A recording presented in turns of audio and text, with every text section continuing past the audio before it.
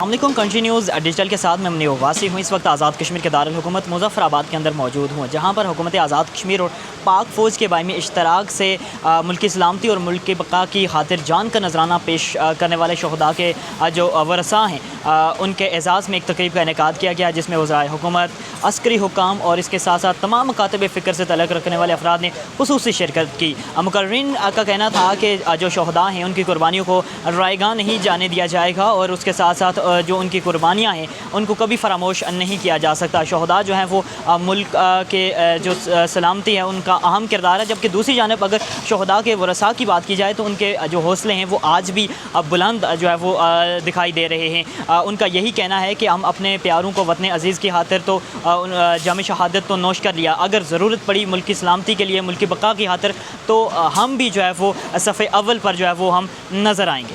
السلام علیکم، میرا نام فائزہ رفیق ہے، میرے پاپا کا نام محمد رفیق خان ہے۔ میں سلہلہ گاؤں سے آئی ہوں، نیلم ایک سلہلہ گاؤں سے آئی ہوں۔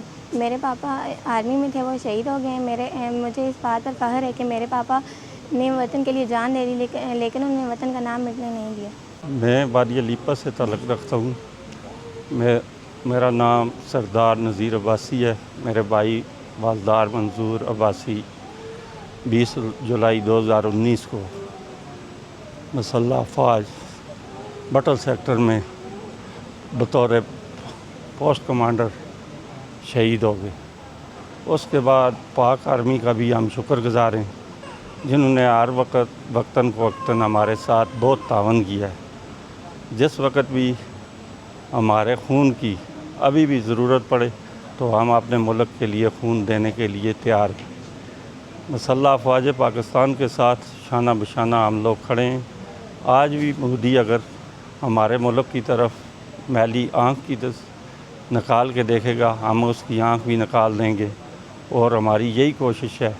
تمام شہداء سے گزارش ہے کہ وہ ملک کا جومر ہیں، اپنی عزت، اپنا وقار انسان خود قائم رکھتا ہے، اور اس ملک کی خاطر ہم لوگوں نے اپنی جان، مال اور گھر قربان کر دیا ہے، اور انشاءاللہ آئندہ آنے والی نسلوں سے بھی ہماری یہی ریکویسٹ ہے کہ وہ آرمی میں جائیں، اور آرمی ملک کا دفاع اور ملک کی سلامتی، ملک کی بقا اور ہمارے ماتھے کا جومر ہے۔